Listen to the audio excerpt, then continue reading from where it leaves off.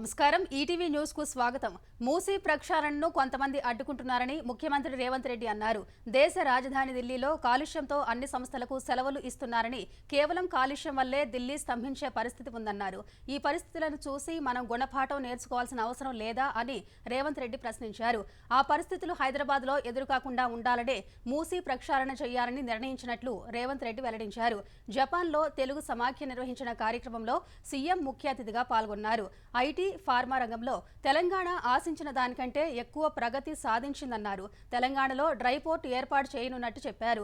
మూసీ ప్రక్షాళన, మెట్రో విస్తరణ, regional ring road, radial roads Telangana పురోగతికి కీలకమని సీఎం వెల్లడించారు. తెలంగాణకు పెట్టుబడులు పెరిగి పెద్ద సంఖ్యలో పరిశ్రమలు రావాలని, యువతకు ఉద్యోగ ఉపాధి అవకాశాలు పెరగాలనేదే తమ ప్రభుత్వ ఉద్దేశమని సీఎం పేర్కొన్నారు. తెలంగాణ అభివృద్ధికి జపాన్ తెలుగు సమాఖ్య సహకారం అవసరమన్నారు. కొత్త ఆలోచనలను ప్రభుత్వంతో పంచుకోవాలని సమాఖ్య ప్రతినిధులను కోరారు. కాంగ్రెస్ పార్టీని నమ్మి ఒకసారి మోసపోయిన ప్రజలు బీజేపీని నమ్మితే మళ్లీ మోసపోతామని భయపడుతున్నారని బీఆర్ఎస్ కార్యనిర్వాహక అధ్యక్షుడు కేటీ రామారావు అన్నారు. బీఆర్ఎస్ రజతోత్సవాల సందర్భంగా ఈ నెల 27న నిర్వహించే ఎలకతుర్తి సభ కోసం గ్రేటర్ హైదరాబాద్ నేతలతో కేటీఆర్ సన్నాహక సమావేశం నిర్వహించారు. సభకు దండులా కదలాలని పిలుపునిచ్చారు. ముఖ్య నేతలు కూడా బస్సుల్లోనే రావాలని సూచించారు. హైదరాబాద్ స్థానిక సంస్థల ఎమ్మెల్సీ ఎన్నిక పోలింగుకు బీఆర్ఎస్ దూరంగా ఉంటుందని కేటీఆర్ ప్రకటించారు. సెంట్రల్ యూనివర్సిటీ భూముల్లో రేవంత్ రెడ్డి సర్కార్ అరాచకం చేస్తుంటే 8 మంది బీజేపీ ఎంపీలు ఒక్క మాట అనడం లేదని ఆరోపించారు. ప్రధాని నరేంద్ర మోదీ, సీఎం రేవంత్ రెడ్డిది దృఢమైన బంధమని కేటీఆర్ ఆరోపించారు. కంచె గచ్చిబౌలి భూముల అంశంలో ప్రధాని నరేంద్ర మోదీపై ఇష్టం వచ్చినట్లు మాట్లాడితే చూస్తూ ఊరుకోబోమని బీజేపీ ఎంపీ రఘునందన్ రావు హెచ్చరించారు. ఆనాడు బీఆర్ఎస్, నేడు కాంగ్రెస్ ప్రభుత్వం పర్యావరణాన్ని విధ్వంసం చేశాయని ఆయన ధ్వజమెత్తారు. హెచ్సీయూలో కాంగ్రెస్ విధ్వంసాన్ని అడ్డుకోవడం సహా ఆ భూములు యూనివర్సిటీకే చెందాలని బీజేపీ ఎంపీలు మొదటి నుంచి పోరాడుతున్నారని తెలిపారు.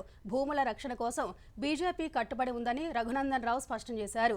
హెచ్సీయూ భూములపై ప్రధాని నరేంద్ర మోదీ మాట్లాడిన తర్వాత చిత్తశుద్ధి నిలబెట్టుకోవాలని కేటీఆర్ అనడం హాస్యాస్పదమని పేర్కొన్నారు. హైదరాబాద్ కొండాపూర్ హఫీజ్పేటలోని సర్వే నెంబర్ 79 ప్రభుత్వ భూముల్లో ఆక్రమణలు తొలగించినట్టు హైడ్రా ప్రకటించింది. ఈ సర్వే నెంబర్లో 39.2 ఎకరాలు ఉండగా ప్రభుత్వ భూమి నిషేధిత జాబితాగా రెవెన్యూ రికార్డుల్లో నమోదైంది. అయితే సర్వే నెంబర్ 79/1గా పత్రాలు సృష్టించిన వసంత హోమ్స్ సంస్థ ప్రభుత్వ వ్యవస్థలను తప్పుదోవ పట్టించి 39 ఎకరాల్లో 19 ఎకరాలను ఆక్రమించి ఇళ్లను నిర్మించి విక్రయించింది. ఖాళీగా ఉన్న మరో 20 ఎకరాల ప్రభుత్వ భూమిలో నిర్మాణాలు చేపట్టింది. వసంత హౌస్ నిర్మాణ సంస్థ ఆఫీస్, కార్యాలయం, షెడ్లను ఏర్పాటు చేసి వివిధ సంస్థలకు అద్దెకిచ్చింది.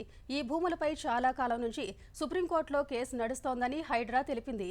ఈ కేసు విచారణలో భాగంగా సుప్రీంకోర్టు ఇచ్చిన ఆదేశాలను ధిక్కరించి అక్రమ నిర్మాణాలను చేపట్టి అద్దెకు ఇచ్చినందున వాటిని తొలగించి ప్రభుత్వ భూమిగా బోర్డులు ఏర్పాటు చేసినట్టు హైడ్రా వివరించింది.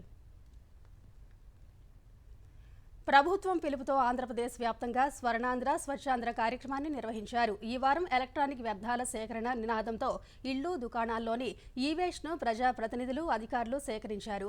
శ్రీకాకుళం జిల్లా జులుమూరులో నర్సన్నపేట ఎమ్మెల్యే బగ్గు రమణమూర్తి చెత్త సేకరణ చేసి భారీ ర్యాలీ నిర్వహించారు.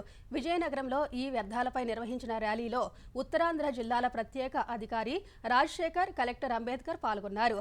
అనకాపల్లి జిల్లా చోడవరంలో కలెక్టర్ విజయకృష్ణన్, ఎమ్మెల్యే కేఎస్ఎన్ఎస్ రాజు దుకాణాల వద్దకు వెళ్లి వ్యర్థాలు సేకరించారు. ఏలూరు జిల్లా జంగారెడ్డిగూడెంలో ఎలక్ట్రానిక్ వ్యర్థాలపై అవగాహన కార్యక్రమం నిర్వహించారు.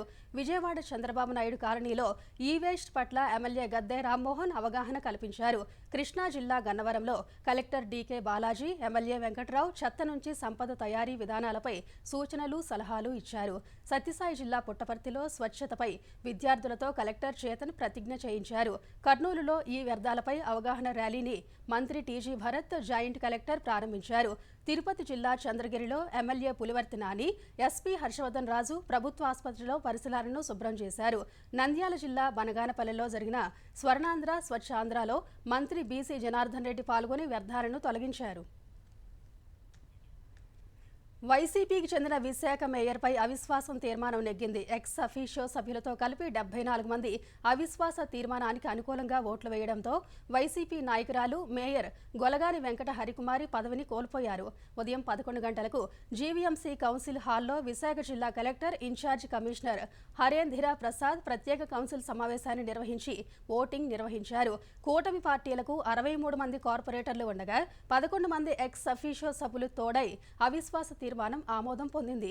జీవీఎంసీలో మొత్తం 98 మంది కార్పొరేటర్లు ఉండగా 21వ డివిజన్ కార్పొరేటర్ వంశీకృష్ణ ఎమ్మెల్యేగా ఎన్నిక కావడంతో ఆ స్థానం ఖాళీగా ఉంది. కూటమి పార్టీలకు 11 మంది, వైసీపీకి 4 ఎక్స్ అఫీషియో సభ్యులు ఉన్నారు. టీడీపీకి 48, జనసేనకు 14, బీజేపీకి 2, వైసీపీకి 30 మంది కార్పొరేటర్లు ఉన్నారు. సిపిఎంకి 1, సిపిఐకి 1 కార్పొరేటర్ ఉన్నారు. ఓటమి తప్పదని గ్రహించిన వైసీపీ సభ్యులు కౌన్సిల్ సమావేశాన్ని బహిష్కరించారు. సిపిఐ, సిపిఎం కార్పొరేటర్లు భేటీకి దూరంగా ఉన్నారు.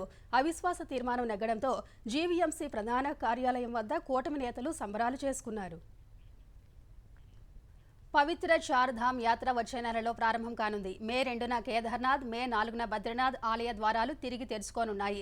ఈ మేరకు కేదార్నాథ్, బద్రీనాథ్ ఆలయ కమిటీ వెల్లడించింది. కేదార్నాథ్, బద్రీనాథ్, యమునోత్రి, గంగోత్రి ఆలయాల సందర్శనను చార్ధామ్ యాత్రగా పేర్కొంటారు. యమునోత్రి నుంచి మొదలయ్యే ఈ యాత్ర బద్రీనాథ్ సందర్శనతో పూర్తవుతుంది. రోడ్డు, హెలికాప్టర్ల ద్వారా యాత్ర పూర్తి చేయొచ్చు. చార్ధామ్ యాత్రికుల భద్రతకు ఉత్తరాఖండ్ ప్రభుత్వం కట్టుబడి ఉందని సీఎం పుష్కర్ సింగ్ ధామీ తెలిపారు. చార్ధామ్ యాత్ర ఉత్తరాఖండ్ ఆర్థిక వ్యవస్థకు ప్రధాన ఆదాయ వనరుగా ఉంది.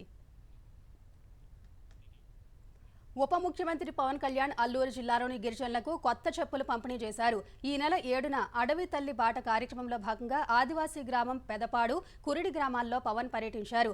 ఆ సమయంలో అక్కడ రోడ్లు సరిగ్గా లేకపోవడం సహా గిరిజనులు చెప్పులు లేకుండా నడుస్తున్న తీరును చూసి ఈ అంశంపై ఆరా తీశారు. అందులో చాలా మందికి చెప్పులు కొనుక్కునే స్తోమత లేదని తెలుసుకుని బాధపడ్డారు. వెంటనే ఉపాధి హామీ సిబ్బందికి చెప్పి గ్రామంలో మొత్తం ఎంతమంది ఉంటారు, వారి చెప్పుల కొలతలు తెప్పించుకున్నారు. మొత్తం 345 మంది గిరిజనులకు తన సొంత డబ్బుతో నాణ్యమైన పాదరక్షలు పంపిణీ చేయించారు. పవన్ దాతృత్వంపై ఆ గ్రామాల ప్రజలు సంతోషం వ్యక్తం చేశారు.